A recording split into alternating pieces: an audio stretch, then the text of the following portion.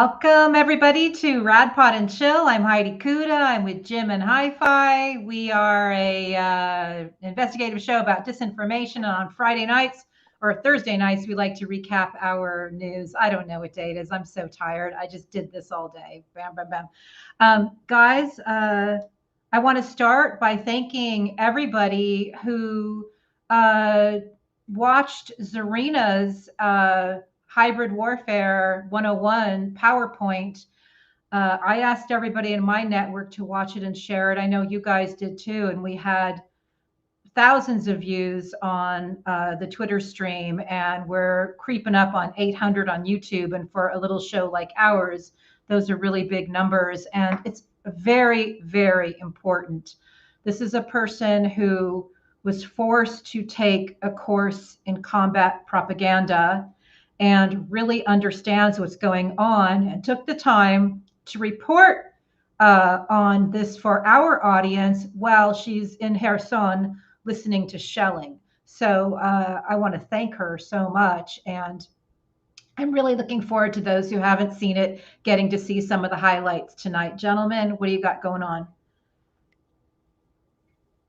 I don't know. Zarina's thing was like, I to be honest, I had no idea. I was about to get an hour of just pure info, brilliance. Man, she really, really knows what she's talking about. If anybody hasn't seen that episode, please trust me on this one. It's really worth your time. You will understand things from somebody who was both taught the method, but also was on the receiving end of it. Yeah. As a young person. Yeah. So it's important that people understand where all the shit is coming from, how it works, and I couldn't imagine a better person to deliver the information. Absolutely. Thank you, Jim. It's so important. We listen to people who were raised in totalitarian environments, so we actually really understand what's going on. She was talking about how they make slaves of the children. She was forced to, for free, have to pick like rotting crops. And the course that she took was compulsory. She had to take this course from Leningrad State University in order to graduate with her degree in literature. She wanted to be studying literature. This is not what she wanted to be doing, but it's incredible because, over a decade ago, when she first started reporting on information warfare, she really knew what was going on. She understood it early. She started warning everybody early. She put that PowerPoint together some years ago and really didn't even have to update it when she gave it to us and did the explainer for us because it's That's all the crazy thing. happening. It's from 2017. Sorry to interrupt. No, it's like 2017. Like she had the whole fucking thing nailed, soup to nuts, exactly how it works. People don't want to hear it. They don't want to hear that they can be manipulated in this way. Excuse me, especially by a foreign government. They don't like that idea. It makes them feel weak. It makes them feel stupid. Well, I'm sorry, but we're all gonna have to fess up to being pretty stupid over the last decade or so. Very important source of information. Yeah, Hi-Fi. I don't know. I'm just messing around in chat right now while you guys talk. Cool. Sorry. No, that's all right. What I wanted to say, first of all, once again, thank you to the thousands who actually watched it, shared it. Enough people are interested and enough people have seen losses in their own life to realize just how important this is. I don't know if you got all the clips queued up for us or not, Hi-Fi, but it's really important to hear from a woman who is an author and a poet who became a war correspondent because her ancestors, the land of her ancestors, was under attack. So she moved from San Francisco to Ukraine a couple years ago to report. And daily she is bringing us the news. And it is so vital that we don't turn away from the truth of what's happening in Ukraine, and that we don't get distracted by those who wish to distract us. And I think that that is probably something we will talk a bit about, but I will caution both of you that Zarina said by even talking about the stunt that's being pulled in Moscow, it's giving it air. So it's kind of like this weird, difficult position to be in, where as news, we discuss it, but we also don't want to then promote it, because that's part of how information warfare works. And by it, I think you know what I'm talking about. We're probably talking about Tucker and Putin, right? What people need to remember is that Vladimir Putin murders journalists. If Tucker Carlson is giving him an interview, it's not journalism, it's propaganda for a genocidal war criminal. Sorry, that's what it is. Well done, Hi-Fi, Jim. Well done. Yeah, I mean, I don't know if I saw some of it before we jumped on air here. And dude looks like it's a hostage video. Yeah. He really does. His voice is shaking. He's like, he does not seem comfortable. And there's a good reason for that, because he's put himself in a very, very precarious situation. Tucker Carlson is now, in a position like Mike Flynn, where he is going to, and not like he hasn't been for a long time now, but he is going to have to, step to the leader's wishes, or things don't go well for people who don't, step out of line once they sit down with Vladimir Putin. Look at Mike Flynn goes to GRU headquarters, goes to RT Gala, and what's he been doing every single day since? The Russian intelligence services are extremely good at psyops, especially personal, individualized psyops, to get people to toe the line. And that can be compromising material. It can be ideology, ego. We've talked about many of these things, not to mention money. And last thing about Tucker Carlson, that, not the last thing, but Tucker Carlson's new Tucker Carlson network is a complete fabrication. All it is $20 million handed to Tucker Carlson by Robert Mercer. Yeah. Robert Mercer, Putin's money launderer, started Breitbart, bought Parler, on the payroll, basically, of Vladimir Putin, because he just cashes out all his money and puts it into propaganda operations in the United States. I refer everybody to my American Monster series, where a lot of these people that Jim just mentioned are detailed. I've been saying for some time that it looks like these guys, including Flynn, it looks like they've been starring in their own hostage videos. It's not natural or normal by any stretch what they're doing. And I am hoping that those who've been confused that they've been ingesting pro-Russian talking points wrapped in a flag as patriotism may actually see it for what it is. And Jim and Hi-Fi, I don't think this is a show of strength. For me, this is weak. Like, to me, it's just weak. It's so obvious. It's like, if you're really doing great in your war criminality, you don't call, Goebbels and penny loafers to be your messenger. To me, it all seems very weak. I may be alone in that opinion, but I think that that they are really overplaying their hand. And it's because, in my opinion, it's not only existential for those who wish democracy to continue past November, it's also existential for the criminals, for the war criminals. This election in America is, I think, as Keir Giles said, it's fucking D-Day. He didn't say fucking. The only word I would want to be cautious with is weak. desperate, maybe, right? Sure. But if they're not necessarily operating from a position of weakness, they're really not. There is a heavy time factor Yes. in their strategy, right?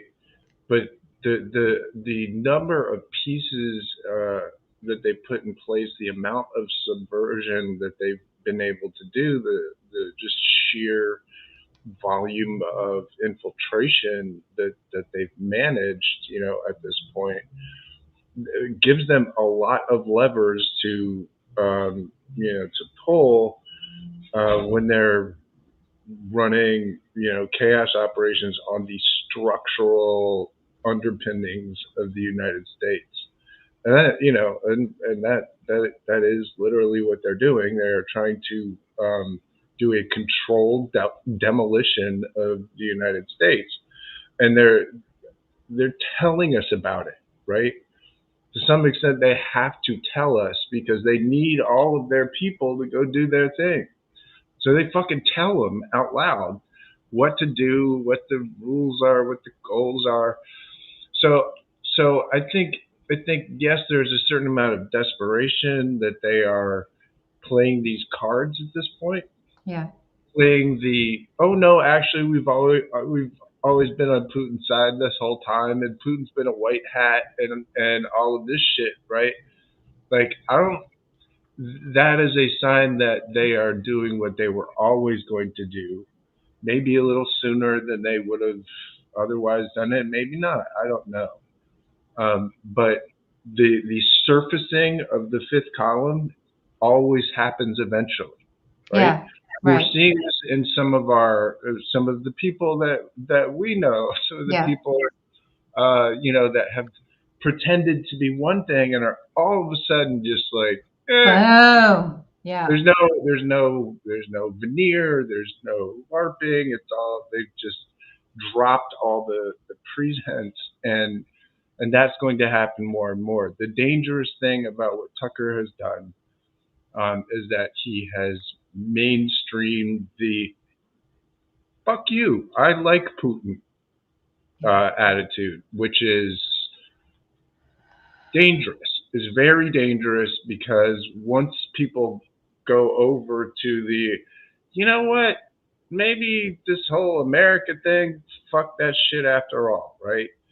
Like at some point you have to take nationalism and just turn it against your own country, and that's what something like this Tucker Putin, sort of move can do. It can be like, well, let's pivot on the actual enemy.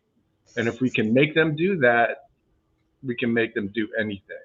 And If to those who can me, make you believe absurdities yes. like Putin is on your side or Putin is a white hat can make you commit atrocity. I do think, to me, it's because you have predicted this all along. And we've been talking about the MAGA QAnon cult merger. That, to me, to see it played so obviously, it's almost like what happened with the overturning of Roe. It's like, yeah, they fucked themselves on that, didn't they? So we'll see. I think maybe I am giving credit to the American people, perhaps prematurely, perhaps not. But I'd like to see that they are going to remember who they are and what they stand for, at least those that we have not yet lost to radicalization, which we'll talk about in a minute, because there are those that are just gone, and maybe now they're going to be further gone. High five. I just want to say it's a long freaking distance in 40 years to go from Mr. Gorbachev tear down this wall to Putin's awesome. Like, what the hell just happened? No. Well, active measures. Yes, Jim. Right. And so the one thing I want to say about that is we can hope, we can, think that the heart of America is still beaten. But here's the thing. Poll after poll after poll has Donald Trump fucking broke rapist with 91 felony counts, who embarrassed the entire world, openly led a violent insurrection, has defrauded and fucked every single person he has ever walked into. Half the people in the country, more than half, in some polls, want him instead of the guy who's got employment at 3.5%. Inflation's zero. There's nothing fucking wrong in the country except in our fucking brains. And we are ignoring the elephant in the room here, and it just breaks my fucking heart that we all, and I've seen these polls, right? And yes, polls are psyops. Yeah. And polls are push polls, and don't believe the polls too early. They're fucking numbers. And it's the same poll that they run over and over again, and look at the trend of the same poll. So it's just fucking look. Stop deluding yourself that it's too early to worry about polls, man. Because there's no other explanation for 47% of the population of the United States versus 42% for Biden want to vote in that monstrosity again. That's brain damage. I'm sorry, that's not a political thing. I'm not being funny. In order to look at the series of facts that exist in the world and make that decision means that something has gone wrong in your fucking brain. And that wrong thing is psychological operations that have been pummeled into people's minds for 8 fucking years. It's that simple, and we need to start saying it out loud. We need to start telling people about it. We need to start being honest about it, because the more we don't, the more people are just going to go over to Moscow. They're just going to traipse around in their fucking Russian outfits. They're going to be waving Russian flags, and we're going to do jack shit about it because we're too scared to say that dude over there is the enemy. That's a fucking fascist that we've seen him before. We know what to do with that guy. Well, so I love my president. He's doing a good job. They're putting him through the ringer. They got twice as many special counsels on the Biden crime family as they do on the entire rest of the criminals combined. Biden crime family. That's the junk garbage politics coming out of the QAnon Congress. I was obviously being sarcastic. Yeah, no, I know. I'm saying that because. But I'm landing my plane. The fucking point is, we know what's going on here. We see what's happening right in front of our fucking eyes. It's getting worse. It's getting more obvious, and no one in the government, the military, or the media will even acknowledge it.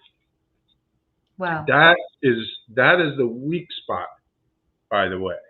That's the weak spot, and why I keep poking on it.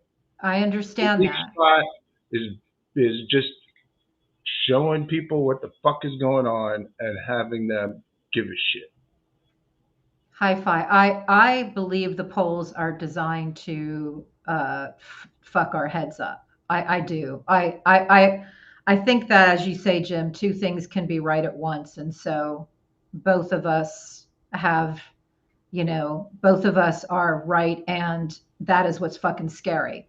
Like, polls are psyops. And yeah, too many people have been brainwashed. And we have written an open letter to President Biden on what we would like him to say about information warfare. And maybe we actually need to hear from Zarina right now, who actually has been there, is actually in the hot war right now.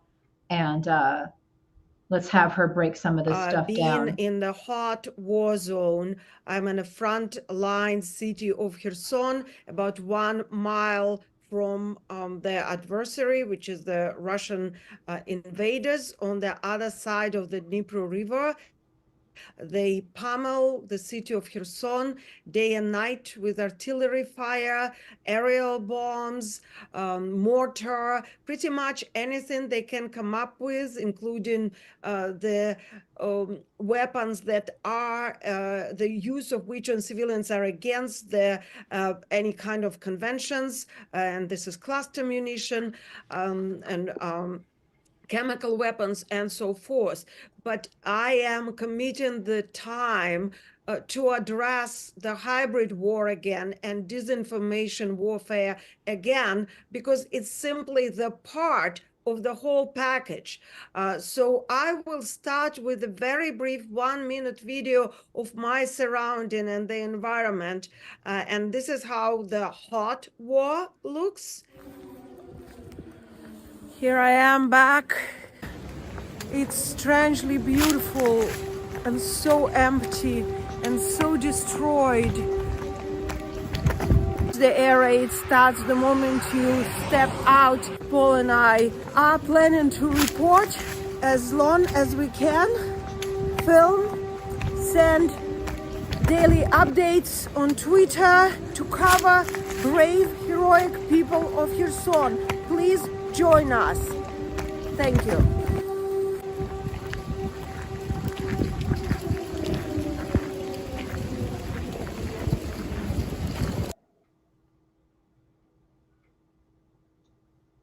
That's what liking Putin gets you. So to be clear, that was February 3rd. We interviewed her on February 4th. And during our interview, shelling was occurring in the background. And why don't we just go to the second clip so we can get right into what Jim was just addressing. Who are the people who do this work? Well, in Russia, there is a profession which is widely known. Everybody knows it just as a plumber or a teacher or a conductor. It's called a political technologist. I'm sure most of you have never heard of such a profession because it does not exist in the United States or in the European Union. So political technologists develop sophisticated techniques based on psychology, history, and cultural and linguistic studies. And that's what they were trying to teach us at the Leningrad State University. They went for journalists. That's what they were trying to teach us at this classified course. And that's what political technologists do. The course was taught to philologists, people who study languages and literature, and journalists. And journalists. Can I just say that political technologist is like the scariest term? You know what I mean? Because it's so sort of self-aware that what they are doing is, you know, tuning technology, right? They're politics. They're and politics like the, you know, the political animal, not, you know, these sort of upper level politics. They're playing with the polity, right? They are playing with the public.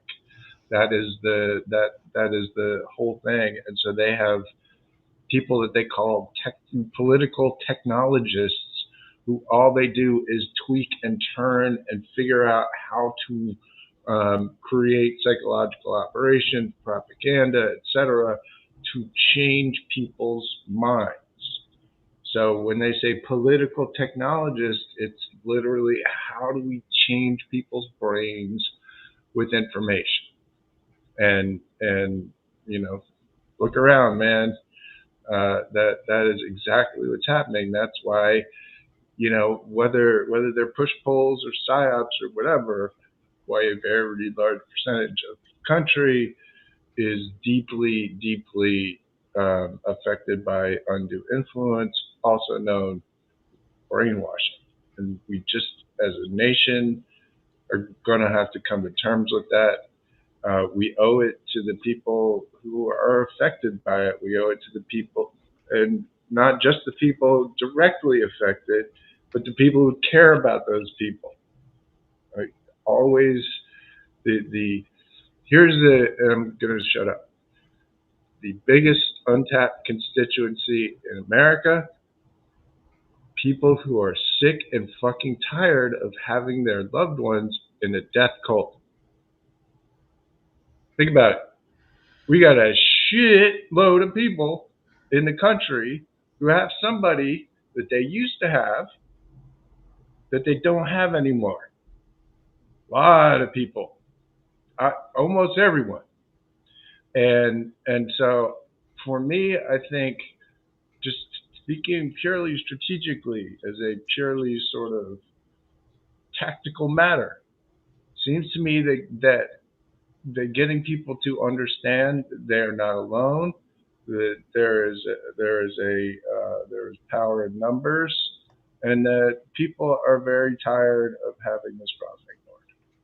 Just a thought. Okay, Hi-Fi, did you want to say something before I bring up the news story that Rich Logis just sent us out of Palm Beach? Yeah, I got a couple things I got to talk about. The first is I would actually disagree with Zarina on this, that we may not have political technologists as a career title here in America, but I would argue that we do in fact have political technologists here because we have Cambridge Analytica and we have Project Veritas and James O'Keefe, and we have Fox News, and Palantir, and in the CIA they call them analysts. Yeah, sometimes they call them agents. There's all kinds of words for people who rat fuck people in other countries. To be perfectly honest, we got plenty of that going on, but there is a systematized and psychological component to what the Russians do and teach people to do to others that, to my knowledge, is not at least as widespread in America. We just have to look at what Russian military intelligence did to us in 2016 and how the attacks are ongoing. But I do believe the Council for National Policy, with its various umbrella groups, and Christopher Rufo may be adjacent to this. But yes, and yes. And what else, Hi-Fi? And I also need to point out that there was a very good article that came out in the Byline supplement this week. I mean, come on. Citizen Trump keeps losing. Yeah. Like, if you don't see that this guy is having problems just from I don't care if you don't like him, just from an objective standpoint, he keeps losing in court over and over and over. Well, let's go back to Jim's point, though. Back to Jim's point, because that's a feature, not a bug, man. Yes, because it's a deep state, right? Then he turns the losses into. He's a martyr. He's a martyr. Listen, go ahead. They're also gonna switch his ass out. Mark my word. I'm sure of that. Well, they were talking about that this week, weren't they? Yeah, they were projecting it. Alex Jones and Ivan Raiklin, Mike Flynn's like mini-me, little gremlin motherfucker who may or may not have planted pipe bombs, was out on Alex Jones like, gee, wouldn't it be fucking awesome if they assassinated Trump? Because then we could really go at him hard, man. Because then there'd be no, scary stuff. Arms, man. It'd be great. It was just like, wow, holy shit. And they just went on and on about it. It was very, meddlesome priest. If people are aware of this quote by Beckett, someone rid me of this meddlesome priest. Yeah. He said to the air, to no one in particular, and then, oops, what happened the next day? The meddlesome priest got stabbed. So I do want to chime in on Jim's point about, or just the whole point of this show was to reach and inform people on the digital poison that has been radicalizing people. And one of the issues that I continually come up against is that those who have always been Republicans believe, because what are they united over now? They always move the witch. It used to be Hillary, and then it's Hunter Biden, and now they're united over hatred for Biden, right?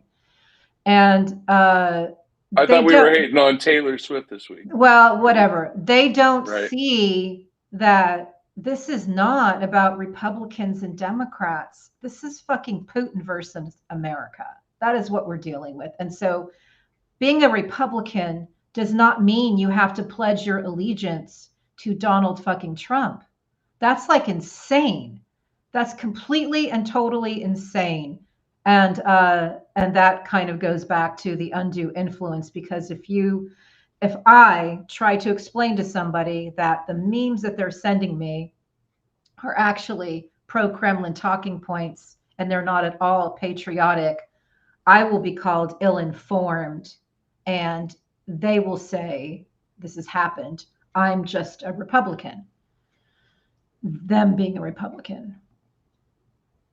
Well, I mean, we need to point out that the conspiracy theories that are being spread by the Republican Party are leading to things like this, in which, once again, we have a patricide in which a son kills his father over getting the vaccine. That came from our friend Rich Logis of Leaving MAGA in Palm Beach, and he looks at this as another casualty of the information war.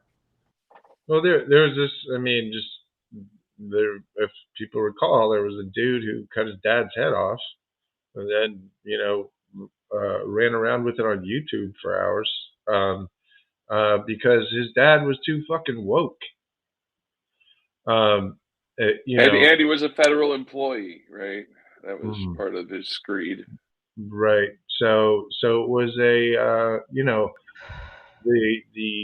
and we don't want to be careful with using words like stochastic terrorism, because it can be misused, it can be overused. But this is the textbook for it, right? And I've talked about this a little bit before, but it is not a coincidence that there are now beheading videos in American ISIS. It is not a coincidence that the same exact techniques, the traumatic, constantly traumatic video of people being hurt, executed, that again, and I'm sorry to always repeat myself, that kind of traumatic video leaves you very vulnerable to a false solution to it. So when you're traumatized, your mind wants to escape your body. That's called dissociation. When you feel like you're outside of your body because I was floating outside of my body because it was too intense for my brain to take it. So they traumatize you with this shit.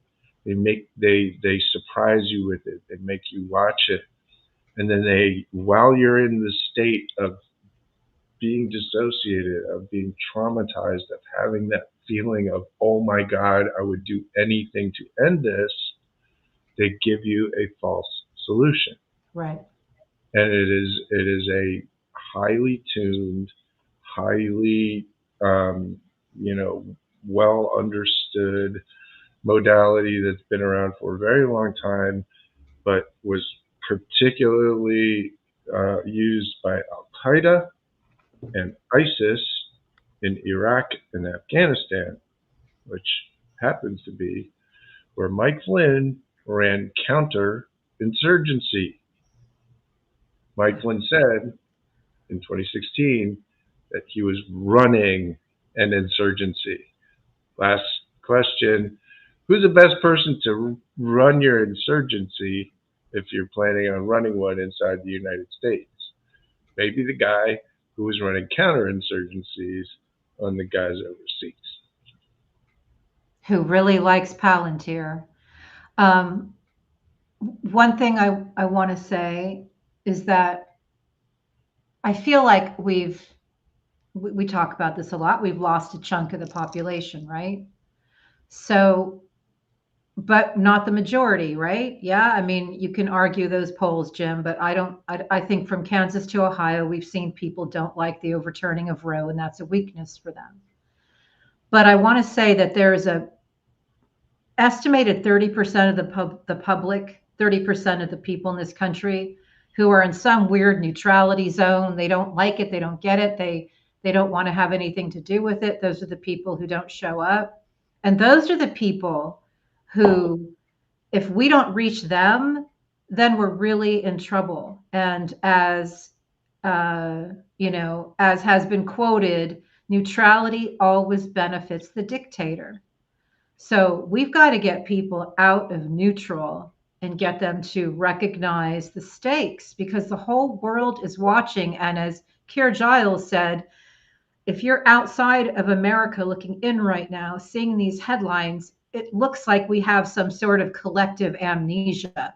Like somehow we didn't remember what happened, a few years ago, didn't remember the insurrection, all of that. And the concerns in our ally countries are literally like, if we have a crisis, coming in November, then basically, the entire world is bracing for what happens if the world burns and you don't have the support of the United States. So we have to somehow reach those who think, oh, I don't like politics, or I can't watch the news anymore. It's like, it's your freaking duty to give a shit, in my opinion. I learned on in a weird place, on one of, I didn't learn it, but I thought it was a valuable insight.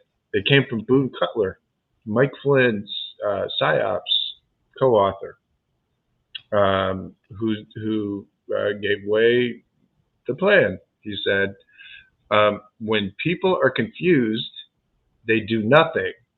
Yeah. And that is a great way to keep them away from the polls.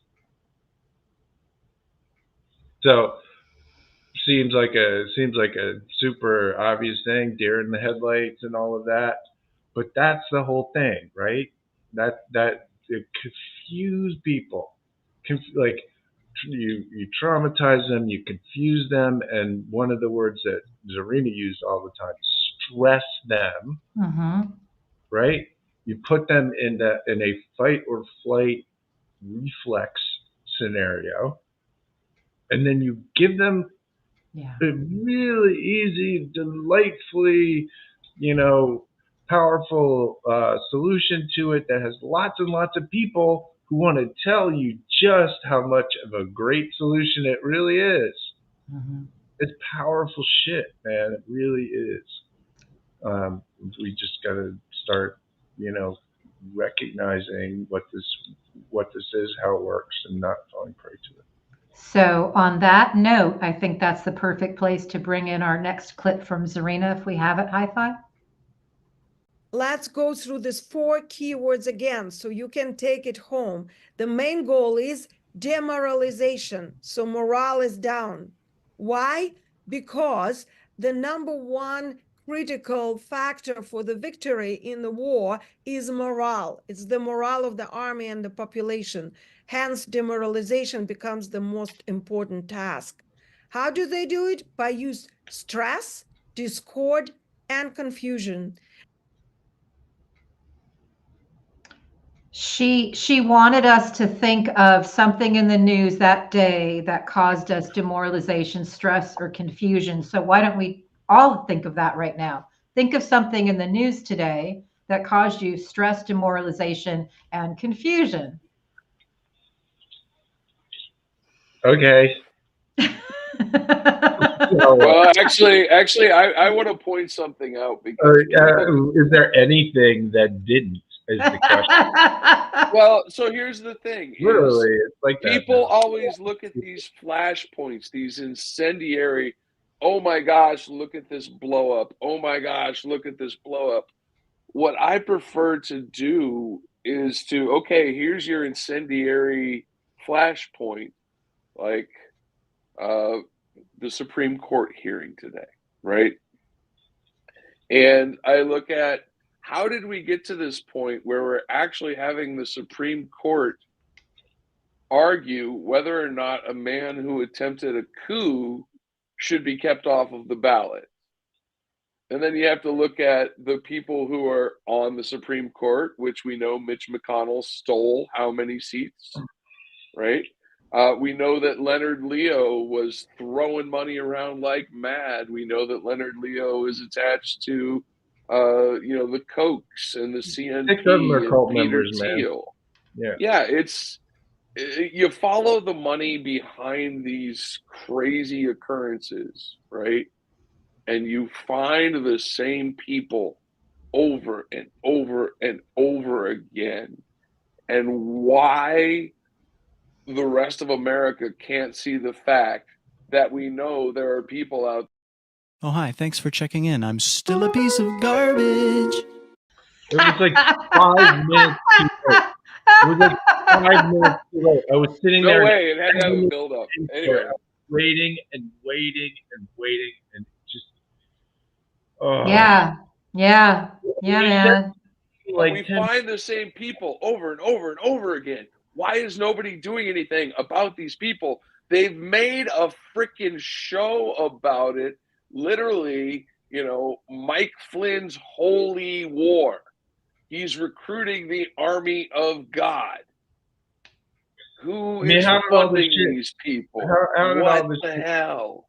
How did all this shit happen? It all happened with Anthony Kennedy flipping on Citizens United and then fucking bouncing so that he could get Trump another fucking, speaking of Peter fucking Thiel, because the interesting part about Peter Thiel is that he gave Anthony Kennedy's son a job at the Federalist at Stanford and was his good old buddy for a really long time. So anybody wonder if Peter fucking Thiel had anything to do with Anthony Kennedy destroying Citizens United and bouncing during the Trump administration? I'll give you a guess. I would like to quote my friend High Fidelity in My American Monster number 13, which features Peter Thiel. There are very few people in history who've wrought the damage that Peter Thiel has done. Genghis Khan had his barbarian hordes, Hitler had his blitzkrieg and death camps, and Peter Thiel has the internet. Yeah. I mean, that's not far. I mean, honestly, like he's he also has billions of laundered dollars to play with. Well, sure, but he has created a sort of mental holocaust on the internet. I mean, like, look around, man. Like, and when I think about Peter Thiel, I think about the whole PayPal mafia, to include Herr Musk, who is currently trying to turn every single person on the platform into a Nazi. I mean, it's just straight up, just it couldn't be more blatant how badly he has cooked his little machine to force everybody to look at the worst shit at every possible moment, while all he does is personally promote the worst people in the world and the absolute most despicable Kremlin propagandists on the planet. I wonder what's going on here. It's real hard to figure out what's going on here. These people are conspiring together to try and mind fuck us into some kind of, civil war or just into being so stupid that we vote for Donald Trump again. So imagine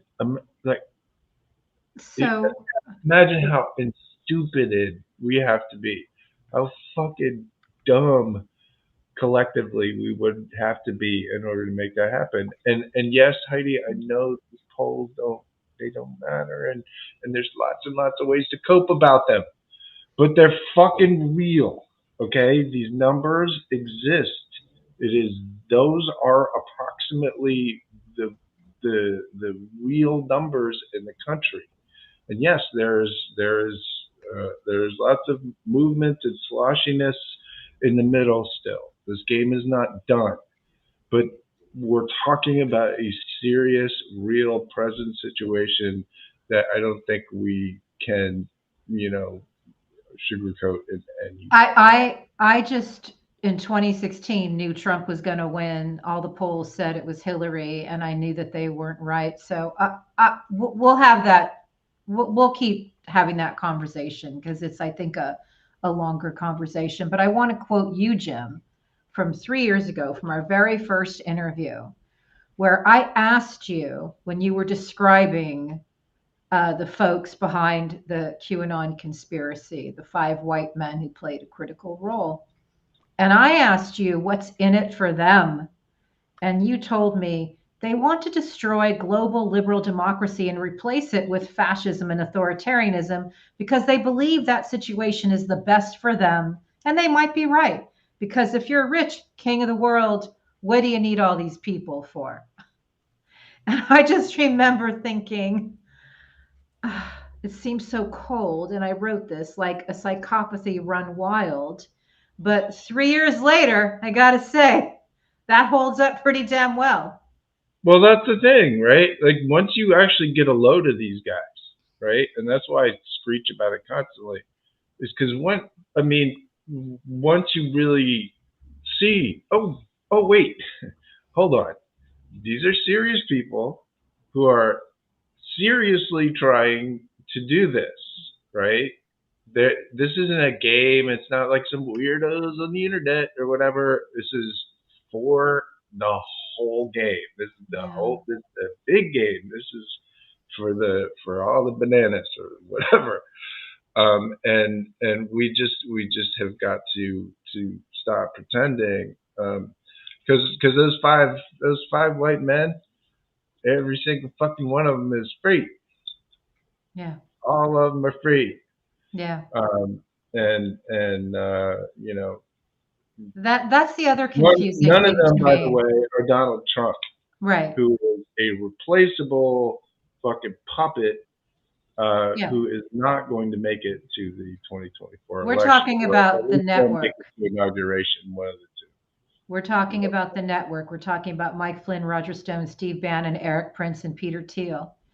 And one of the things that is confusing until you really do that deep dive is like, why would people who have made a lot of money off our government contracts, what used to be called corporate welfare bums, why do they hate government so much? Yeah, I know maybe they don't want to pay some taxes, but like, this is the country that made them rich, and they got all the government contracts. And why do they want to tear up the government so bad, Jim? No, hold on. I want to answer this one because both of you. This is important. There is a twisted glee that a sociopath would experience by stealing taxpayer money, which they don't believe in paying taxes, but they're stealing other people's taxpayer money to build the tools to destroy the system that they're stealing from. Okay, maybe they're cackling. There's a sociopathic glee, but that's not what it's about. It's about power, right? Ultimately, yes. You need that sociopathy in order to exercise power in the way that they're doing it, which is vicious, harmful, destructive to everyone but them. But that's the nature of psychopathy, is that none of the other people matter. We are numbers, we are objects, we are the things that they push around in order to collect more stuff. Yeah. And that stuff comes from our pockets. It comes from our lives. It comes from our quality of life, our happiness.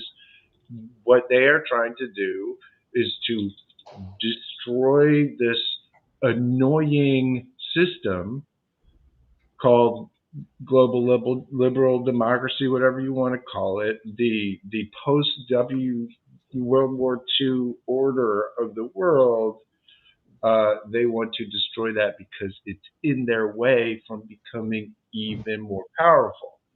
And to normies that seems bizarre. Why the fuck would they hurt people in order to add zeros to their net worth that don't actually mean anything to them in the real world? Because they are not you and me. Yeah. They are not aliens, but they are differently connected than you and I, and nothing matters except them. So that's the whole thing. People have a hard time understanding. They're killing millions of people just to get more money. Yes, they are. That's exactly what they're doing.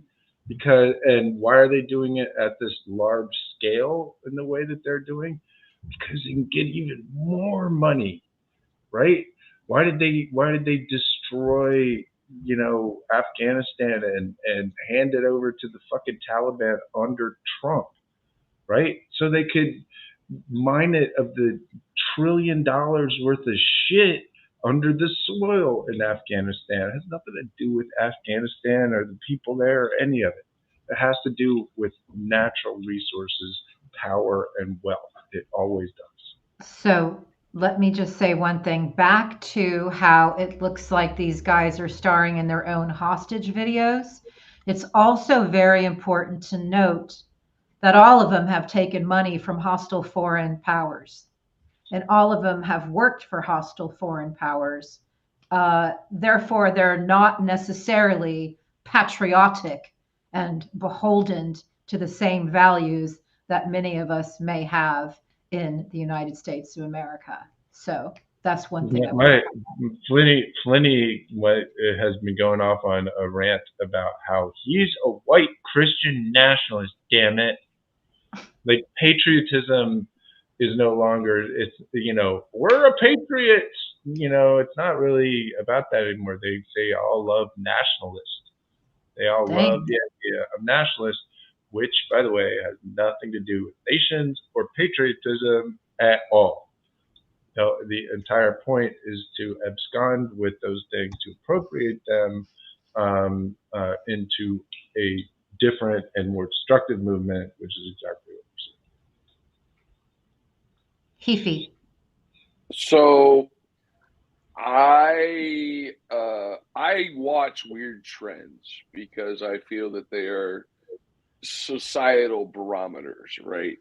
And in 2020, when we were losing Afghanistan, I spoke to a number of people about the fact that because we were losing Afghanistan, heroin production in Afghanistan was going to go down. And because heroin production was going to go down in Afghanistan, the amount of fentanyl that would be produced by China and laundered through the cartels into America would cause a rise in fentanyl overdose deaths. That has come out to be true. As a matter of fact, there was a report that was recently released.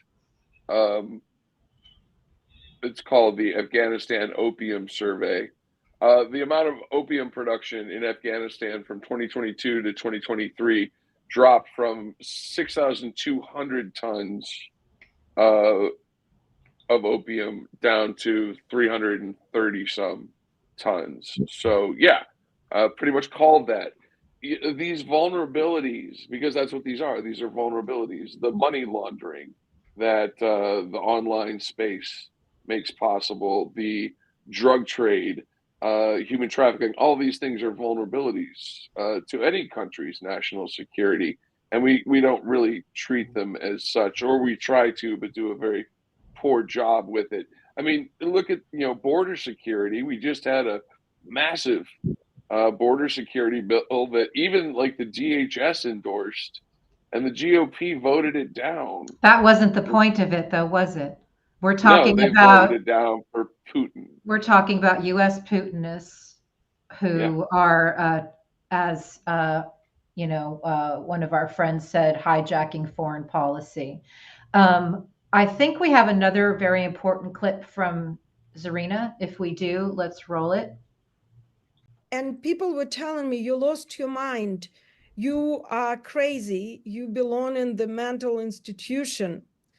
And now I am teaching it again from the war zone, where I hear, as I speak, artillery fire, where yesterday the aerial bomb landed in the historical center, where people are killed on daily basis, civilians.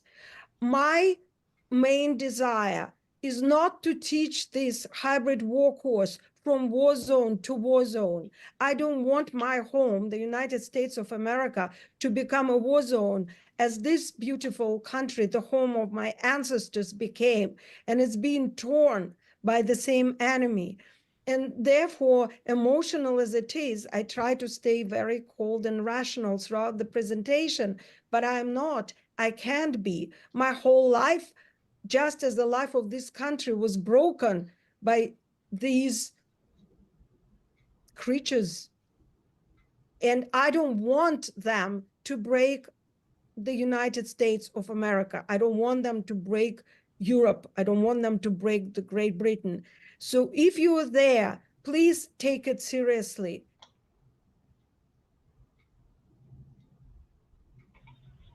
Yep. No, seriously. I mean, the woman is in her son. They're during that presentation, and please watch it if you haven't. There are bombs going off around her from the fucking Russians. It's not a it's there's a term that she used a lot of times, which I don't use frequently because so far we haven't gotten there, or at least not much, which is hybrid war. Hybrid war is the combination of active psychological operations and kinetic operations. So what's happening in Ukraine, as she said, is a hybrid war. And Wagner, by the way, was expert at this. Why? Let me ask you a question. Why did Evgeny Prigozhin control both the Internet Research Agency, which had 600 odd internet trolls in 2016, and Wagner, the neo-Nazi paramilitary group that tortured and murdered Ukrainians? Because the same fucking war. The same exact war. So they had one guy who was running both parts of the hybrid war. And unfortunately, we are moving into a situation, or they are trying to move us into a situation from a largely psychological war into a hybrid war. That is why you are hearing more and more talk about civil war, more and more talk about black swan events and how the elections aren't going to happen and all of that stuff. Because their intention is to, as Zarina said, move us from where we are now, from the psychological war, which is bad enough, to a hybrid war, which is where they are psyoping you with bombs. That's a very different kind of psyop.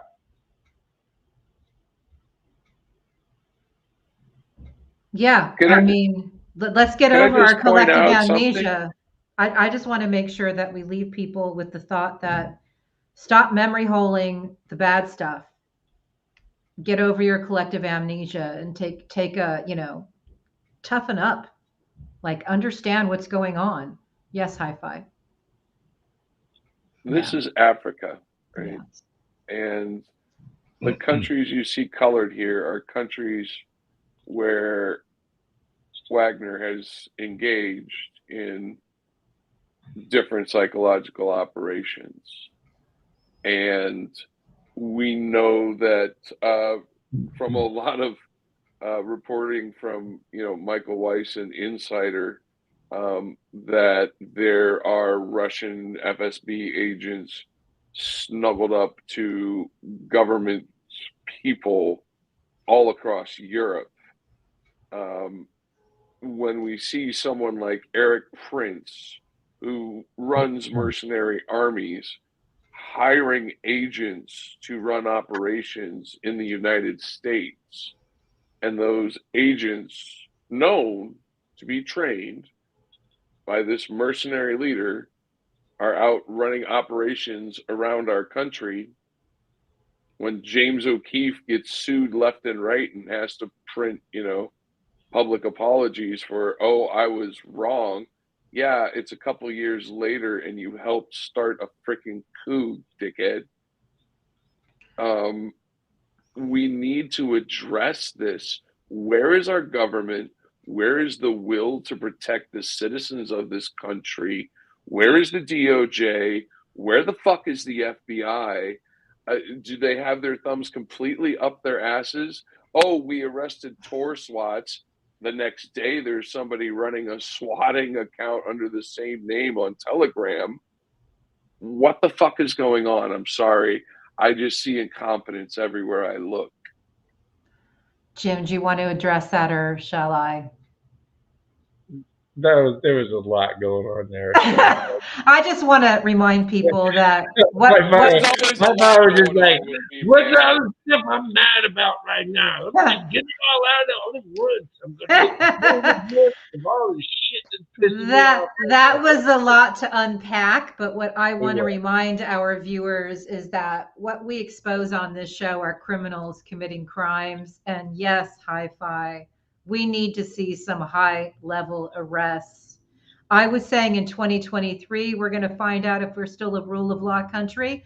We did see some activities. We got some mug shots. We got some people flipping. We got all of that. But we need more, and we need it fast. It's not going to happen. Oh, Jim. Really? Not going to happen. Nope. They are trying. They're going to try and pick off the orange fathead who was never going to make it anyway, thinking that's going to solve all the problems, and that they're just going to sneak under the wire with all this Russian Civil War shit going on all over the place. You've got, Nazis running X. I mean, and nobody's paying any attention to it at all. Everybody's like, Joe Biden's too old. It is mind-boggling. Okay, guys, I'm not leaving our viewers with that. Jim, what's the solution? Give us the high concept solution. The solution is straightforward. The solution is to get the people who are supposed to do their jobs to do their fucking jobs. The people who need to do their jobs are the following: the White House, the military, the media, all of those entities, and law enforcement, Justice Department, the Department of Justice, yes, need to do their fucking jobs. Now, how do you get them to do their jobs? You embarrass them. You shame the shit out of them. You show them over and over and over again what incompetent, feckless fuckers they are. You say, look, here's this dude over here, used to be a 3-star general, used to be paying his fucking pension, and he's saying he wants to cleanse you. He wants to cleanse you. He said this shit out loud after he questioned 9/11. Like, what the fucking fuck are we doing? So, sorry. The way that we address this is we shame the people who are supposed to be doing their jobs. People like the Secretary of Defense, people like the Secretary of the Army, all the editors and journalists at these corporate media companies who are doing absolutely jack shit. And we try and get the attention of the White House. Not the president necessarily, God knows what that's all about, but anybody around him, Congress people, we need to get them to start paying attention to the actual problem. That this disinformation that everybody sort of collects about is not disinformation, and it's not a side story.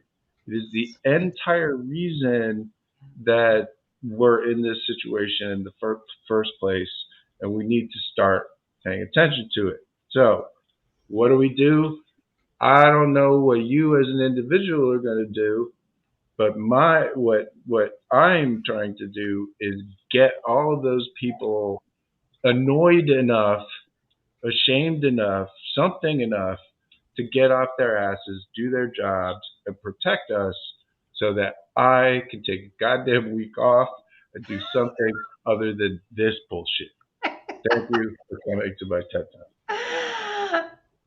In summation, Jim, what's the what's the 3-word call to action? Get off your ass. No. Make some noise. Okay. Done. Yeah, I figured it was going to be your hellscape tag out. I would say make good noise. Make good noise. Like make good trouble. Like yeah, you know, make good trouble. Good trouble. I like make good trouble noise. too. Well, Yeah. make good trouble is already, it's make good noise. Other countries are. I just did a whole report on what all these other countries are doing in order to combat this stuff, and we need to take a cue from them. So yeah, but I figured for sure we'd end on your hellscape tag out. But arrest Mike Flynn. No, I want to end on the final word to our Department of Justice and our Supreme Court, and I'd like to quote Coach from Letterkenny when he said in his ineffable wisdom, "Fucking embarrassing."